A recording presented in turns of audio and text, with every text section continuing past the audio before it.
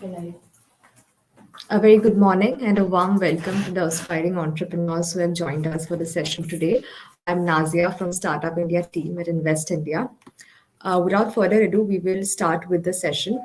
As you are aware, our Honorable Prime Minister announced 16th of January, the founding day of Startup India as the National Startup Day. DPIIT, which is the Department for Promotion of Industry and Internal Trade, is organizing the Startup India Innovation Week from 9th to 16th of January to commemorate and celebrate the contributions and achievements of our entrepreneurs in shaping the startup ecosystem of India. DPIT is henceforth collaborating with entrepreneurs, incubators, and other key ecosystem enablers across the length and breadth of the country to organize a series of events and workshops. Today, we host our second mentorship session of the MAARG Mentorship Series for budding entrepreneurs, a series specially curated for aspiring entrepreneurs and student entrepreneurs to the capacitate them on how they can build their business plan, prepare their pitch deck, and incorporate their companies, raise funding opportunities, so on and so forth. Today's session is on understanding business structures and ways to incorporate your startup. It will focus on giving you a better sense of what the legal entity types are, and how you can go ahead and incorporate your startup. So the structure will be such that we would have a presentation by our speaker for first 50 minutes, and then we open it to the participants for any questions that you might have. Introducing our speaker for the session today, Pankaj Periwal sir. Thank you for joining us. Mr. Pankaj Periwal is a fellow chartered accountant of the Institute of Chartered Accountants of India and is currently a partner at Singhi and Associates, a firm of chartered accountants having 7 offices across the country, and it is based out of the and he is based out of the Guwahati branch.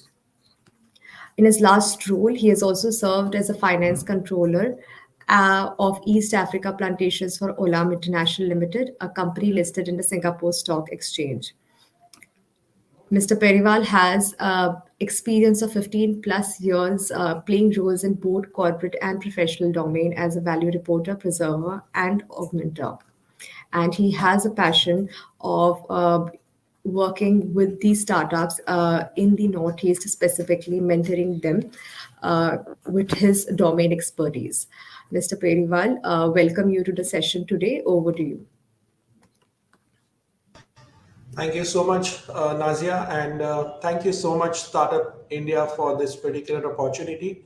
I'm so glad to be a part of this initiative, and I wish you all the best as you move along the week with different sessions, all very exciting and all very informative. Today's session is on the different types of entities as a startup that you can form, and even some more different entity types so that you're aware of the different entity types that are possible. And thereafter, we will decide on how and what will be the most suitable entity type for you as an individual or as a group of person wanting to do business. Today's session, we are focusing on the young and budding entrepreneurs. Hence, the language and the pattern of the presentation will be very, very simple, basic. And I'm sure by the end of the session today, you will have a good understanding of the different entity types that are available for you to choose from. And basis the information that you get today, we will try to help you with moving forward with your entrepreneurial aspirations. So let me share my screen with you.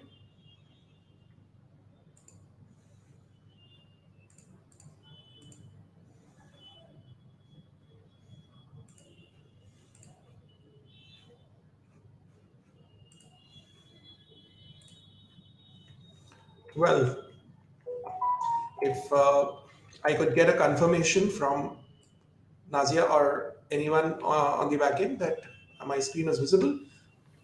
Not yet, Pankaj.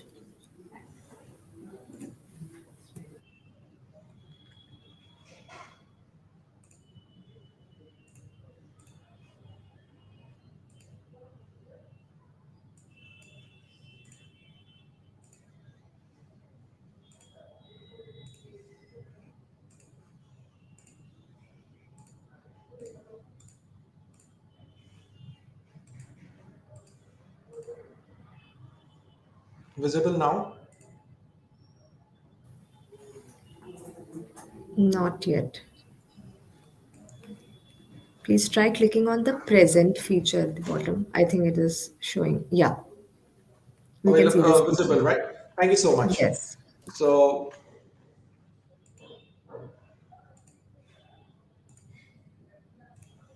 just a disclaimer, today's presentation is about learning, and obviously before taking your final decision, just consult your professional advisor and then take your final call as to what you would want to do as you move along your entrepreneurial aspirations.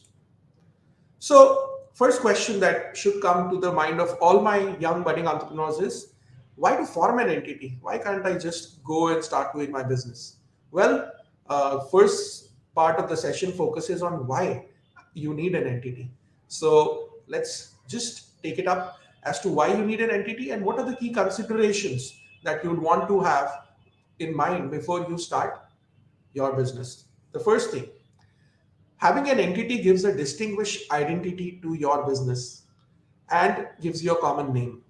Definitely, once you're coming together, what you get is a different, unique identity, a common identity with which all of you doing the same business will be known as.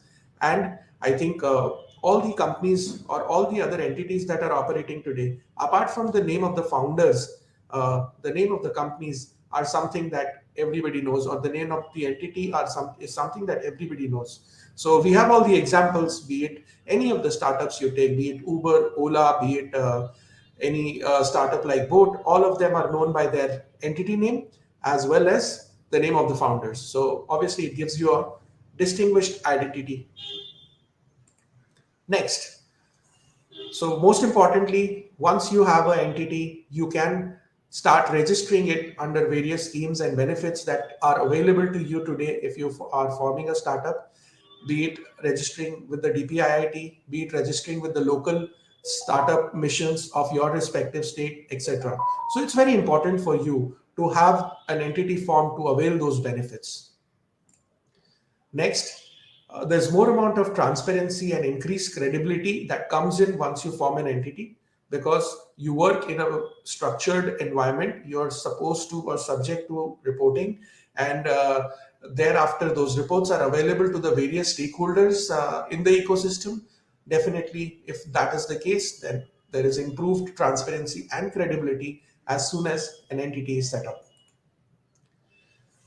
Next is, there is a structure wherein you can distinguish ownership with management. So once you've formed an entity, there are certain entities that give you the option wherein the ownership of the entity, as to who owns the entity and the people who are managing it, there can be clear segregation that can be made if you choose a certain kind of entity or certain types of entity. So there is a definite advantage with you having this particular option of segregating ownership from management. Next, to raise capital, it is something that the financial institutions or investors would insist.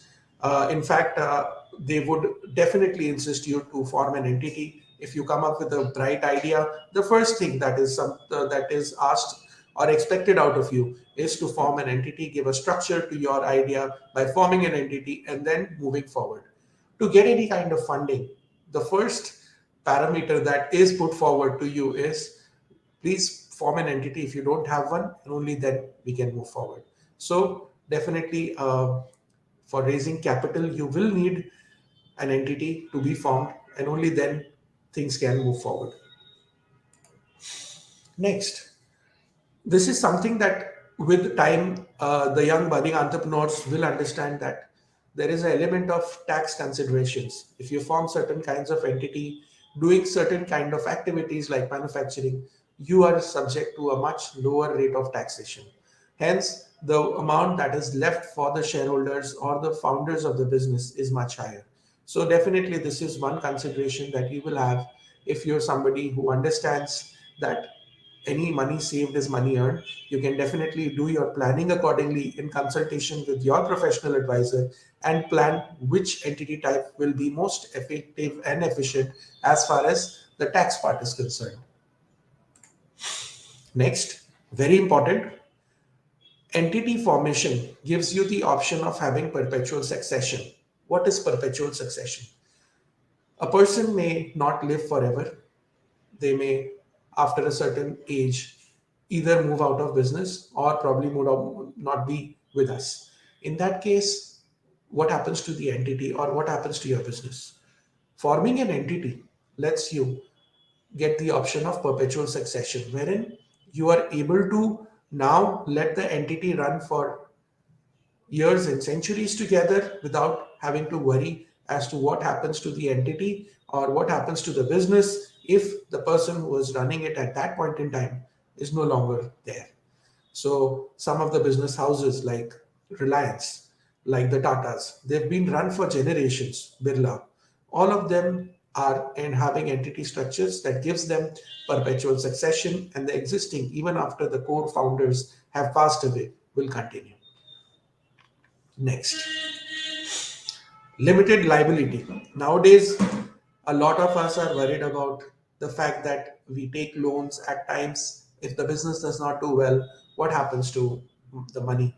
How will I end up? So, definitely, one important aspect that comes in with forming certain entity types, which we'll obviously discuss in the later part of presentation today, is that it limits your liability to the extent of the amount of money that you have invested in the business, which means that if you're investing say 50,000 rupees and the business does not do well, well, the maximum amount of money that probably you will have to forego is the 50,000. So certain entity types give you that option of limiting your liability to the extent of the contribution of capital made. Next, you can include more people. So none of these businesses that we talk about today or everybody talks about today have been formed by one particular individual or has been formed and run by only one individual. It's always a team. It's always a lot of people put together who kind of come up together, and definitely to put them together, to hold them together, there has to be a structure, there has to be an entity that binds all of them together.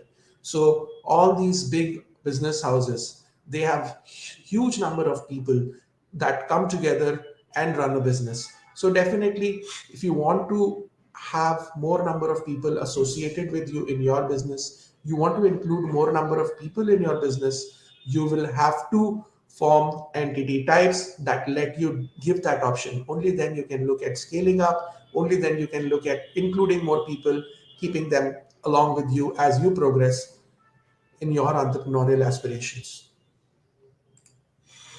Next, entities give you the option of transferring ownership or shares from one person to another. So this is definitely an option with some of the entity types that we'll discuss today.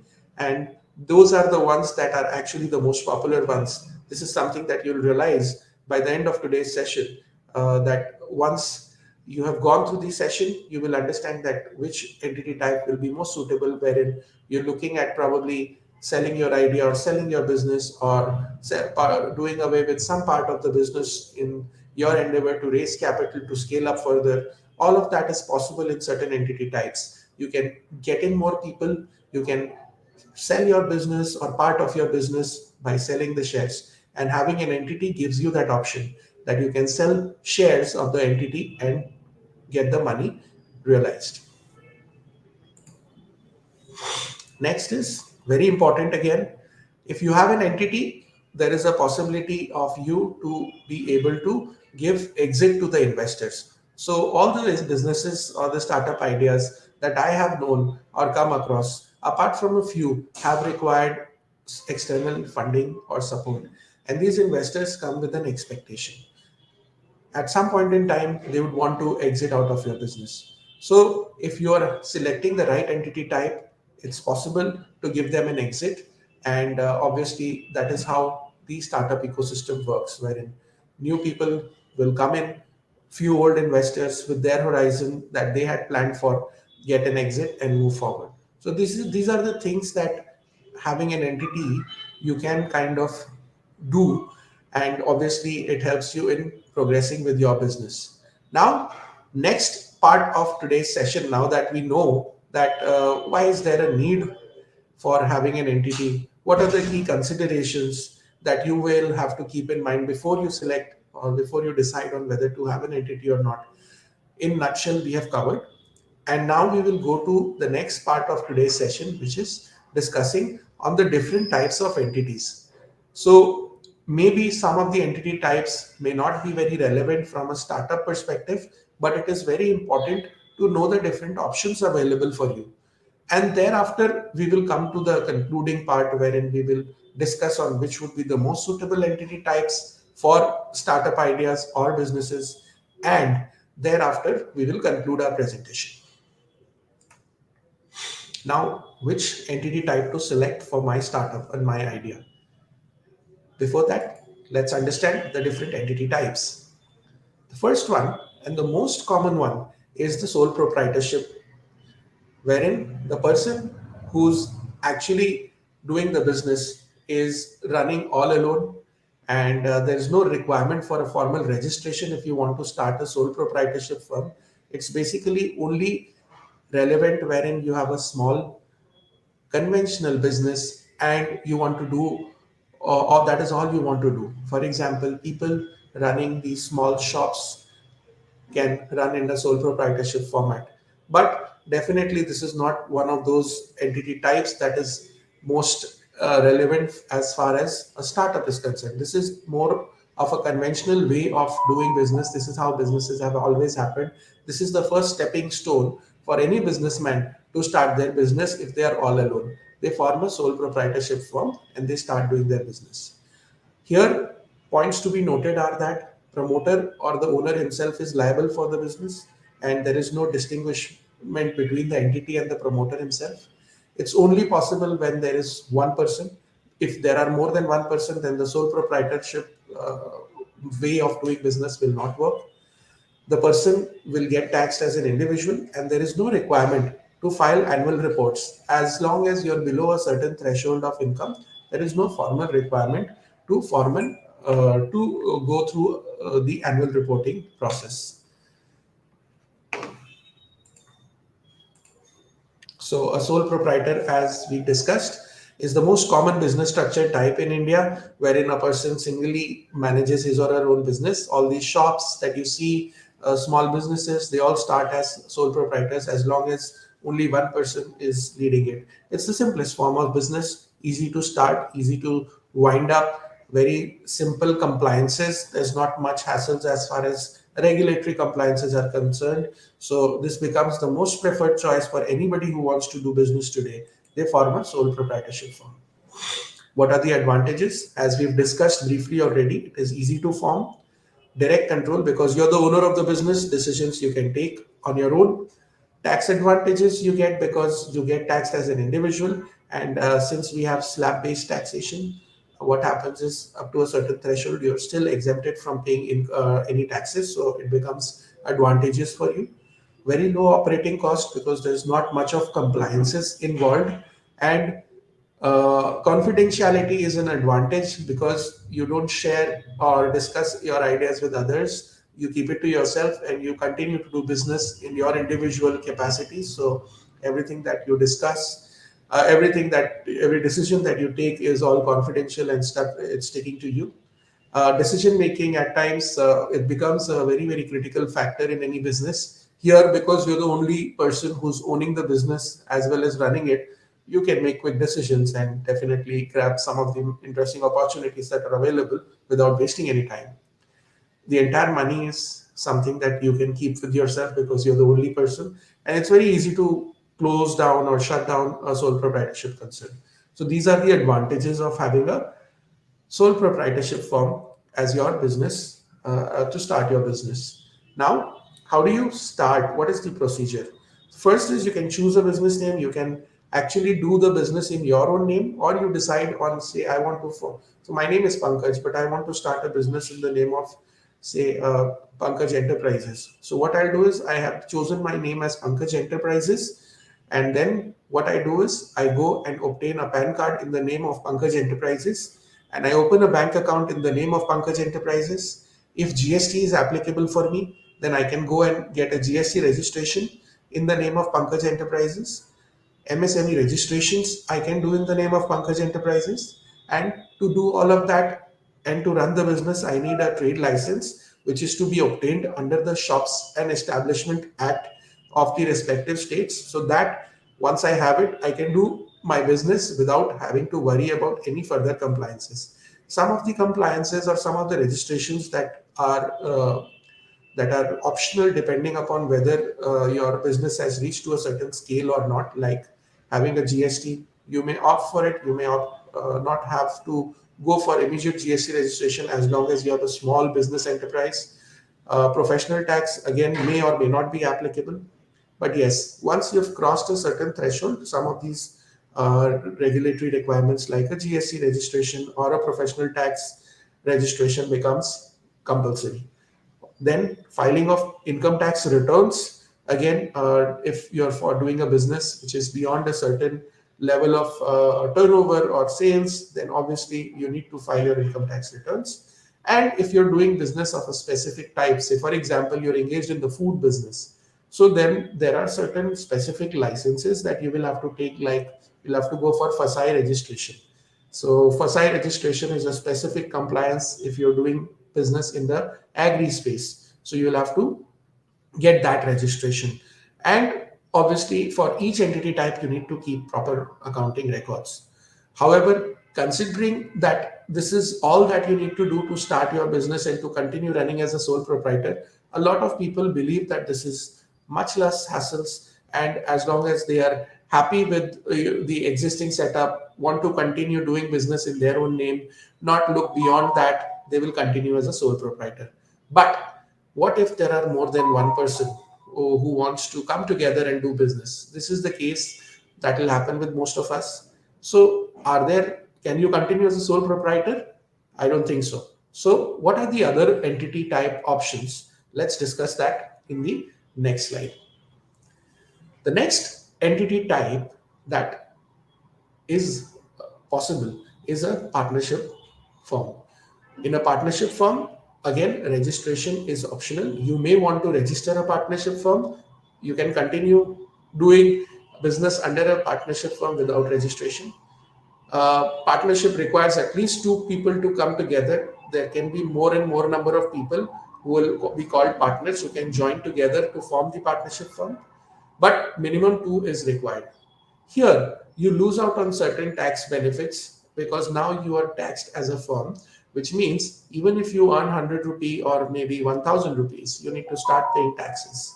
So definitely that's not something that is working to your advantage. However, if you are having more than one person, you can do much more. So obviously then the tax element is not the most important or the most critical factor. So the most critical factor is to have a group of people together, and hence you can continue doing business as a partnership as long as you are wanting to do business with two or more people.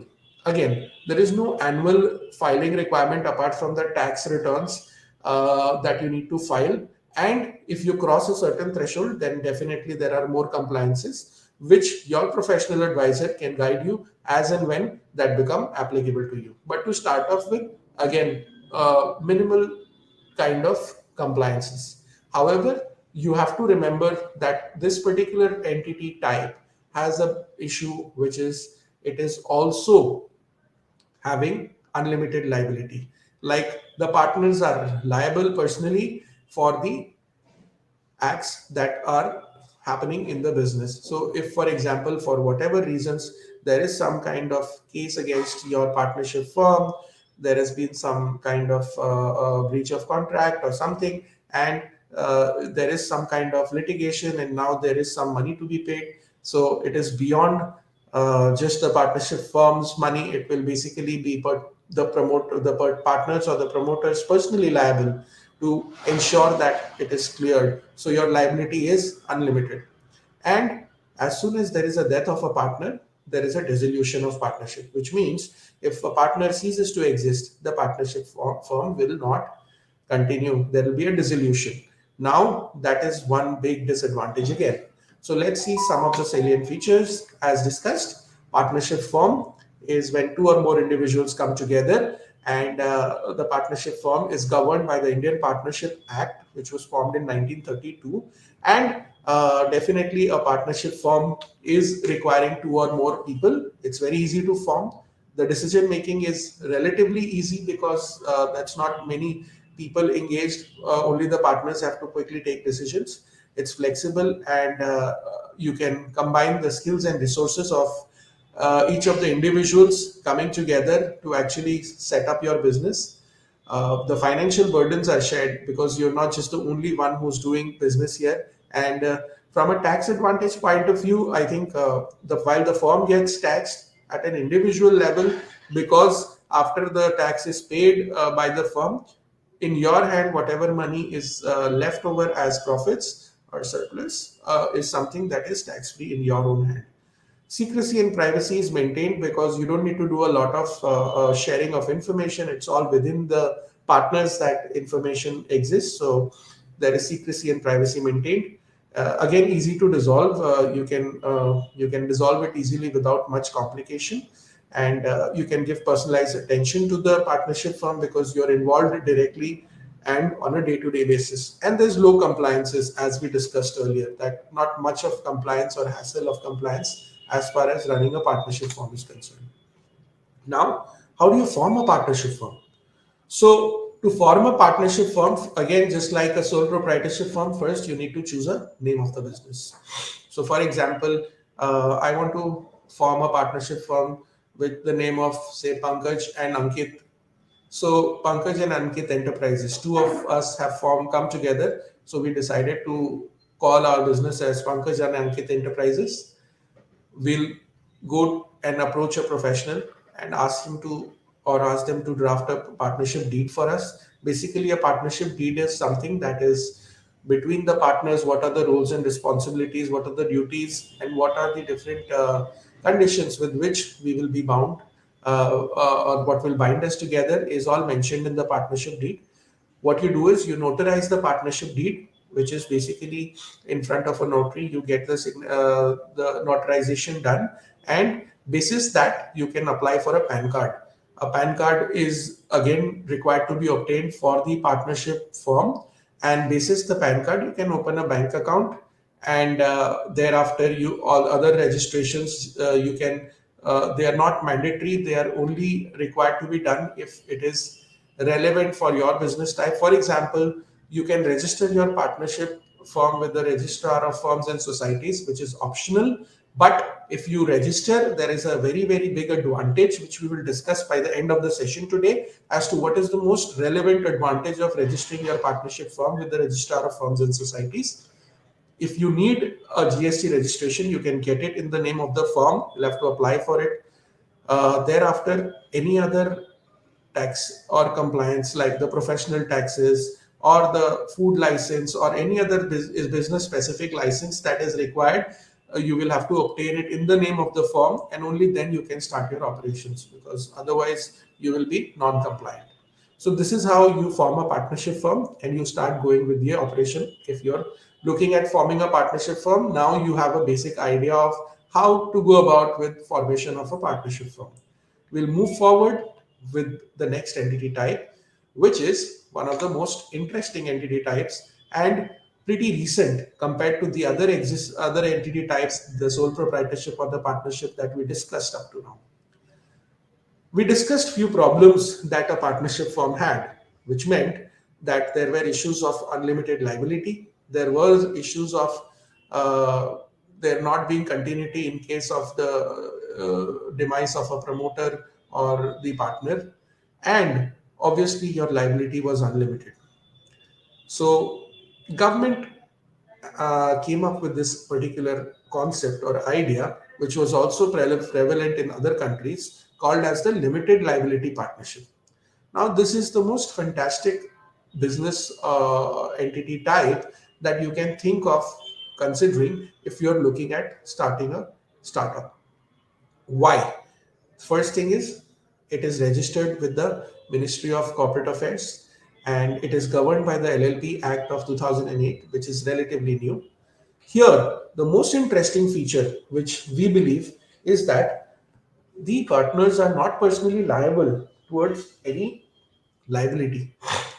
Partners are not personally liable towards the LLP, which means only to the extent of the capital or the contribution that they have made, they are liable. Unless there is some bit of fraud or some bit of malified intent with which the partner has carried out business, then they become personally liable. But otherwise, for business as usual, in general, it's limited liability. Again, it's a partnership. So, as we all discussed in the previous entity type, at least two people are required. Next, just like partnership firm, here you need to file your tax returns as well as the uh, additional requirement here that comes in is that you need to now start filing the annual returns and the statement of solvency, right? But again, there are few advantages as well. While there is an additional compliance and there are a lot of additional benefits like limited liability, there is another additional advantage which is perpetual succession.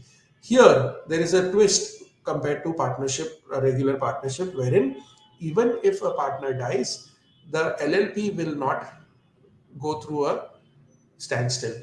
It is having perpetual succession. You can quickly change the structure and again continue with the business of the LLP. So perpetual succession is there as far as LLP is concerned. So these are some of the key advantages. But yes, there is slightly more compliances compared to a partnership firm, which I have seen that people are ready to kind of incorporate as long as they see all the benefits that come in along with the formation of a LLP. So a lot of professionals, including architects, engineering firms, chartered accountancy firms, and advertising agencies, they believe this is the best entity type for them. And a few startups also have seen when they're not very keen at external fundraising through equity, they are very, very keen to form LLP because of the limited compliance and the limited burden of going through the entire exercise of having a full-fledged compliance like a company, private limited company, not happening here. So people kind of tend to choose this particular LLP as the option or their preferred choice of entity. So LLP stands for Limited Liability Partnership. It is a legal business structure that combines the flexibility of partnership as we discussed and also limits the liability, which is the most amazing part.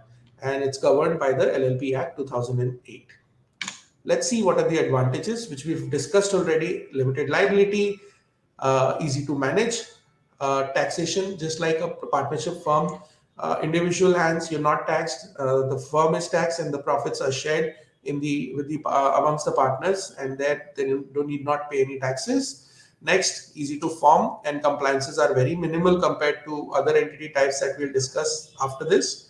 Transferability of ownership can happen here. You can do that, but again, you cannot segregate ownership from management here. So the person who's basically the partner in an LLP is basically managing the LLP as well as the owner of the LLP. It gives you structure, and obviously for professionals, it becomes the most one of the most favorable business types, wherein they're not having frequent investors coming in or exiting out. So this is fine for them to continue as LLP. And continuity of existence that we spoke of, which is perpetual succession, and definitely that makes it one of the most interesting choices for new entities. How do you form an LLP? You first need to figure out a name. So, for example, I'm looking at forming a LLP. So, my preferred name is say Pankaj Periwal Advisors LLP. So here, first of all, I need to check if this name is available because it's something that, if not available, will not be approved. So I need to go to the Ministry of Corporate Affairs website, check if the name is available, and if it is available, I should go ahead with the application. Next, for the LLP, I need to give a registered office, just like any other person. LLP will also require an address, so a registered office address is required. Once the LLP has formed, within 30 days you need to form the LLP agreement and also notify that or submit the form to the MCA stating the terms and conditions or the rules with which the LLPs have been formed. Next, at least two designated partners are required here. So two people need to be at least coming together in an LLP, and the two designated people at least need to be designated partners. Next, as we discussed, you will go to the website and apply for the name, get the name reservation done. Once the name is approved, then you apply for LLP incorporation with the detailed application giving details of the business that you're planning to take up, the details of the partners, and the amount of capital that you're bringing in, etc. And obviously, after that, once the documents are submitted, and if the ministry finds the relevant application to be correct in all aspects and complete in all aspects, they'll give you an approval. Once you have the approval, you are to go ahead and file the LLP agreement, which is basically the partnership deed equivalent of a partnership form. And thereafter, nowadays, what happens is once your LLP is formed, along with the formation, you get your PAN card as well as TAN card. PAN is permanent account number and TAN is tax account number. So both are allotted. This is something that the ministry has done. Credit to them for ensuring that we don't need to apply it separately. And after that, once this is obtained, you can go ahead with the and get your bank accounts open and then start doing your business.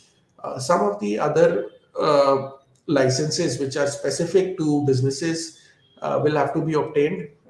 There's no shying away from the fact that if you're having a business in the agro sector, you need to have FSI. If you're having a business in any other sector, like say, if you're having a business in the rubber industry, so you need to get a rubber license, etc. So on so forth. So this is how you form an LLP. Once this is complete, now we will switch to one of the most popular entity types, which is the private limited company. So let me tell you one thing. While we are progressing in a particular direction and we're seeing that there is a bit of complexity getting added as far as the compliances and the paperwork are concerned for each entity type, but definitely there are more advantages of forming entity types which are having slightly more complex compliance because of specific reasons.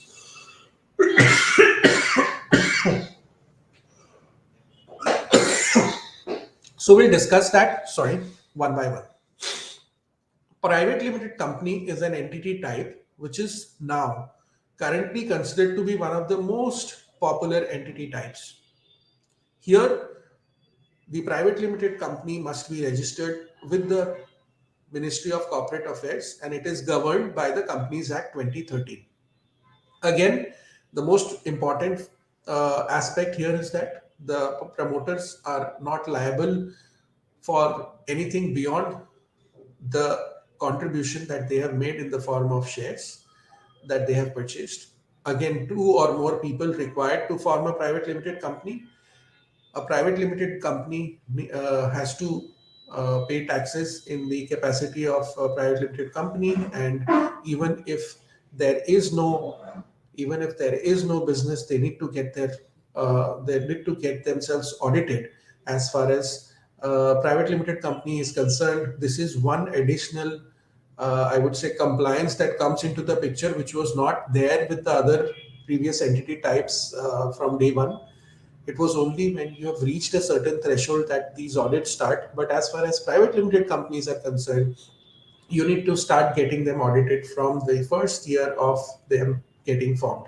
There is no option here. It's not optional. You need to get your audits done as far as private limited companies are concerned. And also, you need to file certain returns with the Ministry of Corporate Affairs, along with the tax returns, which is again something that you need to file. Now, let us see what is the reasons why people go ahead and form private limited companies.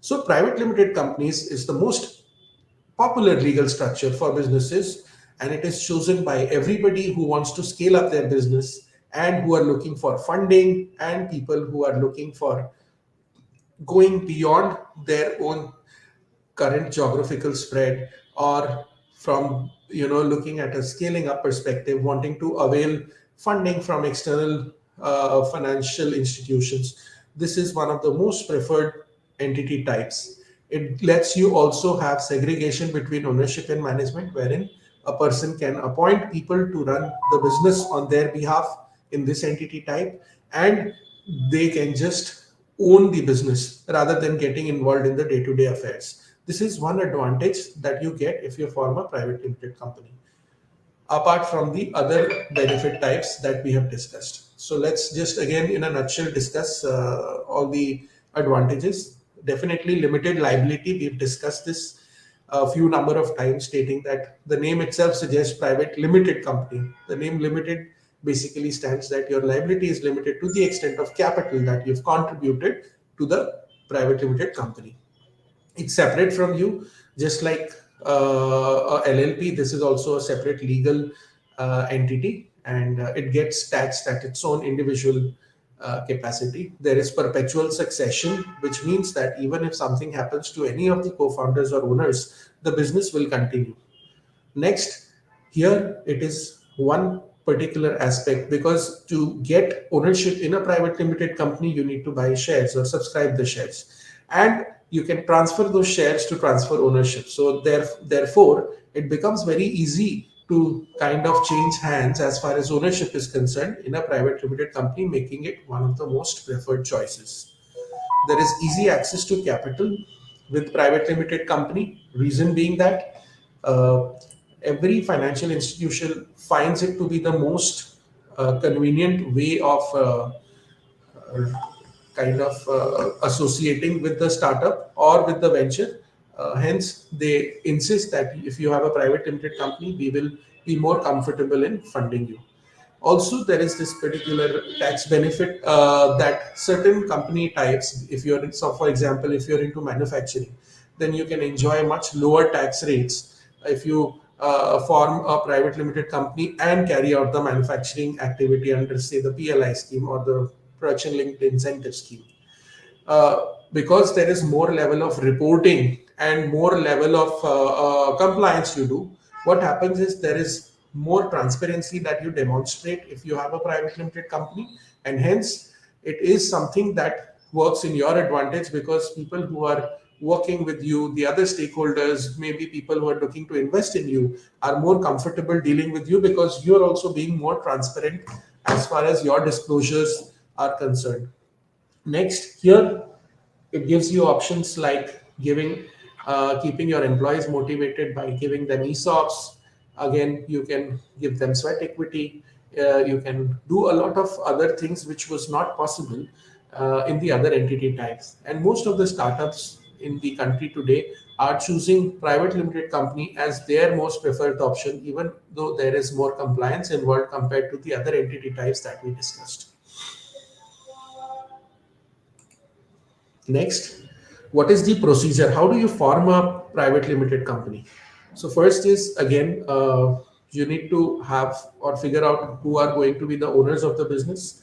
Secondly, will there be separate set of management, or whether the same people will only be the directors or the people who will manage the show? You need to obtain a director identification number for them. If it is already there, then there is no problem. You can mention it in the incorporation forms. If it is not there, nowadays what happens is if you fill in the details, these director identification numbers get generated on its own.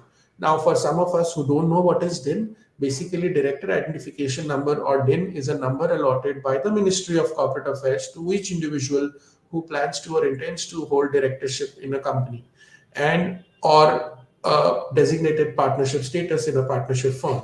So just like PAN card, this is also unique, and hence a person can only have one DIN. If you're already having other companies, you can just, while forming a company, a new company, you can just put the same DIN and then the data gets auto-populated. Other than that, for the ones who are forming companies for the first time, there is another important aspect which is called as the DSC that you need to obtain, which is the digital signature certificate. What is a DSC? A DSC is basically required because nowadays all the forms are filed electronically. So there is no need to sign the documents physically and post it across, considering that it will involve a lot of time, hassle, things have become much more simpler and robust with the introduction of DSC, wherein you can sign the document digitally and it will be considered as good as if you've signed it physically.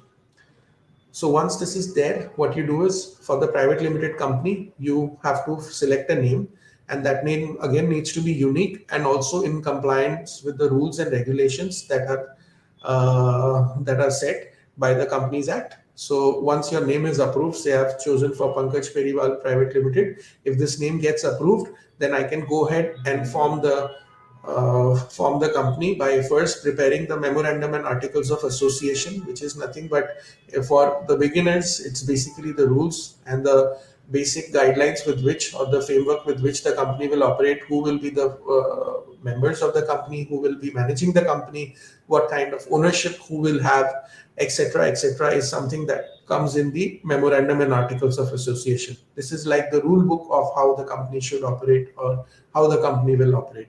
Once you form that, you will actually upload all of that in the incorporation documents, pay the registration fees, and once all of that is uploaded, on the other side in the Ministry of Corporate Affairs, people will evaluate your application, and if everything is found to be in order, you will get your company registered. This is something again which is very, very robust.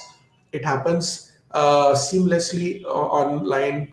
Again, everything is online. You don't need to take or do any rounds of running around in the offices. Directly you can upload online, get in touch with the professional, they'll guide you on how to open a company, and they'll do the filing for you. And once all of that is done, what you'll get is a certificate of incorporation, which means your company is formed. Now, here again, just like a LLP in a private limited company, once your company is formed, automatically a PAN and TAN is allotted to you. Earlier, they used to be something that you had to apply separately once the incorporation was done. But nowadays, PAN and TAN are generated along with the certificate of incorporation itself, or rather, they are even mentioned in the certificate of incorporation, and then PAN is definitely mentioned. Other than that, once all of that is done, thereafter you go ahead and open a bank account, and you need to prepare the common seal, which is basically the stamp of the company. And thereafter, if GST is applicable for you, or if you intend to go for GST registration, depending upon the need, you can go ahead and register. And other regulatory requirements, if you're running a manufacturing unit, for example, you need to go for a factory license, a pollution license. If you're into agri-commodity, FSI, etc., you get all of that, and then you're good to go as far as running your business is concerned as a private limited company. So we've discussed 4 entity types, but for the sake of today's discussion, there is one more entity type which is supposed to be discussed, which is again a relatively newer concept. It is a one-person company. Now, a lot of people came up with this particular problem, stating that, see, I want to have the benefits of a private limited company, but as of now, I'm the only one who's going to be engaged in it. I'm working on some kind of a patent or IP, intellectual property. I have a unique idea I don't want to share with anybody. At the same time, I want to continue getting all the benefits that include limited liability, perpetual succession, and startup eligibility to register as startup under DPIIT. How do I get it? So a new entity type was introduced, which is called as the OPC, or the one-person company. As the name suggests, it is again just one person who's here engaged in the running of the company, and hence it is called as the one-person company. Who basically, one person who owns the company. You can engage more number of people, but one person only owns the company, because beyond one, then it becomes a regular private limited company if beyond one person is owning the company.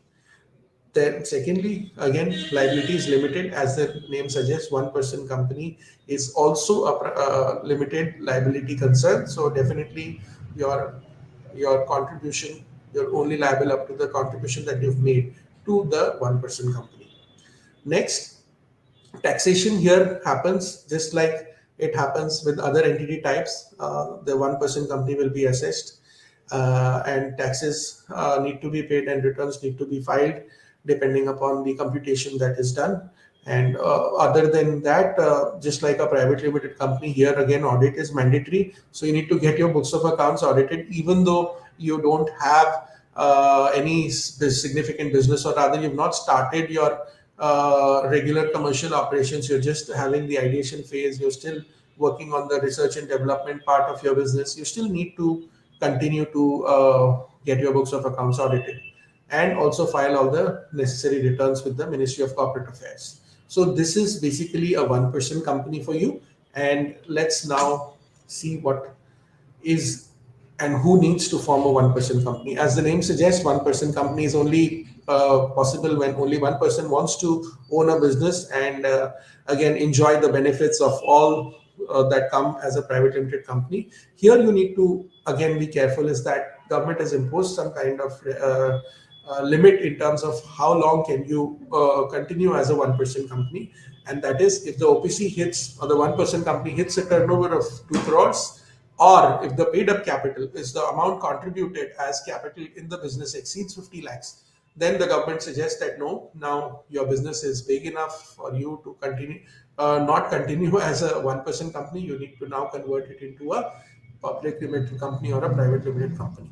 So again, you need to reach out to your professional and get the conversions done, and thereafter you can only continue as a private limited company or a public limited company. So advantages are similar to a private limited company. The only additional advantage is the single ownership, and that's Pankaj, it. I'll just come here once in between. We can take another 1 minute or so, and then we can open it for any questions that we may have. Perfect, perfect. I'm good to go. Okay. The procedure to form the OPC is just similar to a private limited company, barring the fact that here you don't need two people, only one person is enough. Now, because I have 1 minute, I think I'm bang on as far as my timing is concerned. There is one last slide which I want to take up, which is uh, which entity type should I select if I want to register myself as a startup. So here I would like to bring to your notice that DPIIT currently permits a registered partnership firm, a limited liability partnership, or a private limited company. Only these three entity types are eligible to go and get themselves registered or apply for registration. And if their application is approved, they will get the Startup India recognition. Now, few points that you need to keep in mind, other than the fact that these three entity types, you can only select one out of the three, is that your turnover should not be exceeding 100 crores in any of the first 10 years of operation. So first of all, it should not be older than 10 years, the company. And registration is only available up to 10 years since the incorporation. Turnover should not exceed 100 crores in any of those years. Next, it should not be formed by splitting or reconstruction of an already existing business. And the business should definitely showcase that it is working towards innovation or development or betterment of existing product and service. And your business model should be demonstrative of the fact that it is innovative and has high potential for wealth as well as employment creation, or have a social impact to it, which is something that needs to be considered before you go ahead for the application. And further, I think for the purpose of today's discussion, why I wanted to put this slide is that while you know all the entity types that you can kind of go ahead and start doing businesses, the ones that you should choose is amongst the three, because it's only then that you become eligible for availing or getting yourself registered as a startup under the DPIIT. With this, I'd like to thank all of you for hearing me out today, and I'm happy to take questions. And if possible, for the next 10 minutes, we can continue this ways. Thereafter, you can probably get in touch with me or probably Startup India if you need any support further. Thank you so much. Thank you, Pankaj, for such an insightful sessions. So we'll start taking the questions from the chat. The first question that we have received is from Debanshu Sarkar. If I'm an Indian with a business incorporated in Canada and I want to start an incorporated company in India, will these two entities be treated as separate businesses?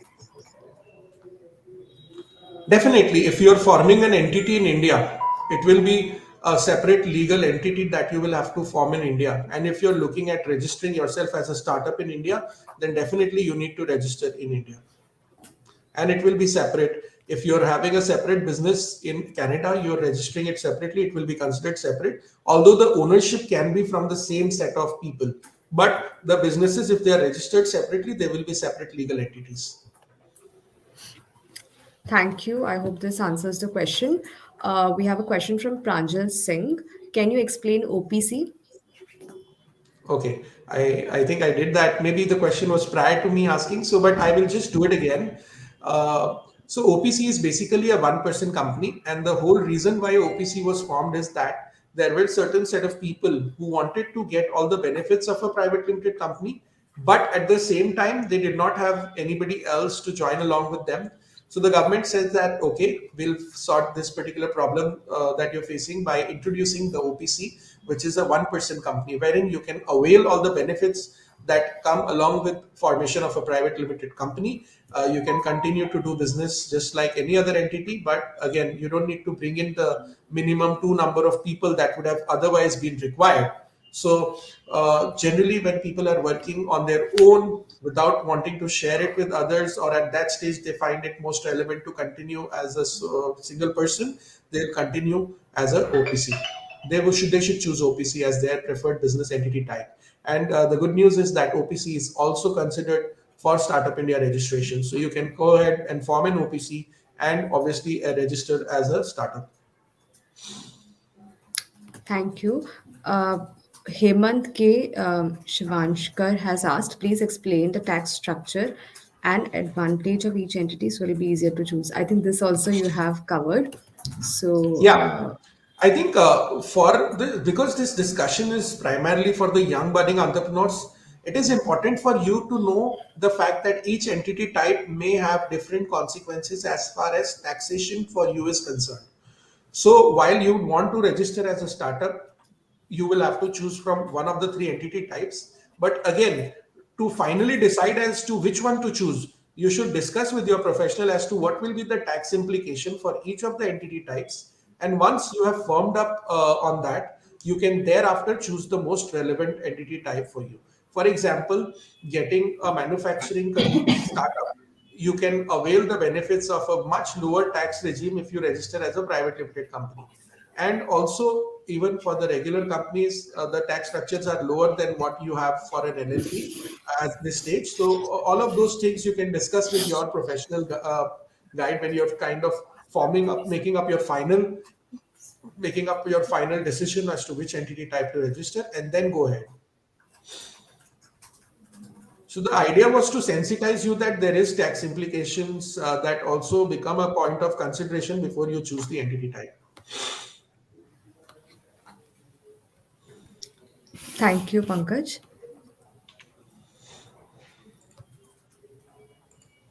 Is it required to be the founder to be in India to avail Startup India benefits?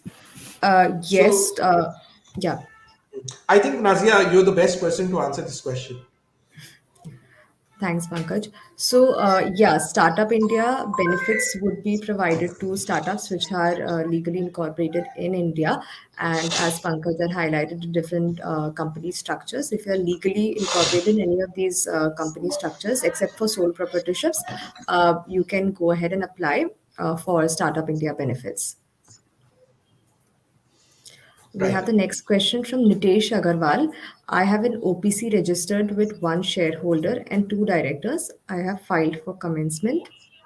Okay, so it's not a question, it's a comment. Uh, so the So next let question. us, yeah, I think just if there's one line that I would like to state. In OPC, you can only have a person owning the company, but there can be multiple people who can assist you in running the company. So as a private limited company or a OPC, you can segregate ownership from management. So management can be with more than one person. So definitely you can have two directors, maybe five directors. But as far as ownership is concerned, only one person. All right. Uh, how hard is it to get from LLP to private limited by Debansha Sarkar? I think. nowadays everything is an online process. It takes anywhere between uh, 1 to 1.5 to 2 months. But yes, you need to get in touch with a professional chartered accountant or a company secretary who can take you through the process. So this is something that is bread and butter for them. So they'll be able to take it up and help you out with what are the list of things that you need to get this conversion done. So you need to apply. Depending on the complexity, it could take a little higher amount of time to just prepare the ground documents and then apply for the conversion. Thanks, Pankaj.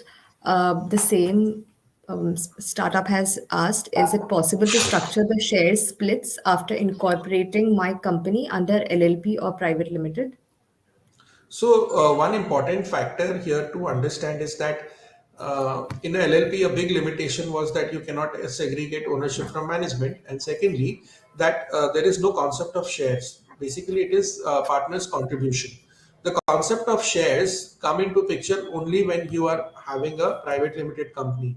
And hence, it becomes one of the most preferred choice, wherein you can easily allot shares, issue more shares, transfer shares, and obviously, if need be, as a part of restructuring, buy some of the shares back. So that is only possible when you are having a private limited company. And when you're running as an LLP, what you have is called as the partner's contribution. And obviously, there is something called as the partner sharing, wherein the shares amongst you are decided mutually, and according to that, the profits are shared. But there is no concept of equity shares or shares in a partnership firm. It's only there in a private limited company or a limited company. Okay. Can Section 8 company register as a startup India? So at Startup India, Section 8 companies are currently not eligible to apply. Hmm. We have another question. Can we raise funds in OPC by Neeraj S? So I think technically, yes, you can raise funds, but not as equity funding, because as soon as there is somebody wanting to come in, and there is more than one person here, so it's no longer a one-person company. You can raise debt funds as in funds which are supposed to be returned back. That is the kind of funding that you can raise. But other than that, if you want to raise equity funding, then it's not possible. OPC can not give you that option, does not give you that option rather. Thanks, Pankaj. I think we'll take two more additional questions, post which we close the session. We have another one from Yogesh Taparia. When applying for a patent, which entity types are most suitable? I think it does not matter. To be very honest, first of all, having a Startup India registration gives you some concession on the patent filing fee, as well as the fact that you are one of the recognized startups gives you that additional, I would say, headway. But once you've chosen any of the entity type, your the merit of your case is not dependent on your entity type. Rather, it is dependent on the merits of the patent application. So you can do it with any of the entity type. I think that's what I would like to share at this stage. We have Anugrah who has asked, what's the basic difference between public limited and private limited firm? So, public limited company requires at least seven shareholders and three directors. However, a private limited company, you can start with two shareholders and two directors, and an OPC with one shareholder and one director. Normally, what happens is that large enterprises having more than a specific number of shareholders will have to mandatorily convert themselves into private public limited company. People who are looking at listing their company need to get into mode of public limited company. But if you want to avail benefits of Startup India registration, then the only entity type that is allowed for you as of now is a private limited company. As a public limited company, you cannot register as a startup. So I'm giving just the basic idea so that you have some understanding of the differences. Thank you, Pankaj. Uh, I think we can close for the questions and today's session. Before that, I would want to extend my heartfelt gratitude to for you sharing your invaluable insights during the session. I think this session has provided all of us with a very a comprehensive understanding of the various types of business structures and the essential steps which are involved in incorporating a startup. A special thanks to the budding entrepreneurs, student entrepreneurs who have participated in this session. And I believe that this session serves you as a valuable compass as you navigate the exciting but the challenging landscape of entrepreneurship. Your enthusiasm and eagerness to learn are the driving force behind the shared journey towards success. Once again, thank you everyone for attending today's session. Thank you. Thank you and have a good day. Thank Thank you, you. Nazir. Thank you so much.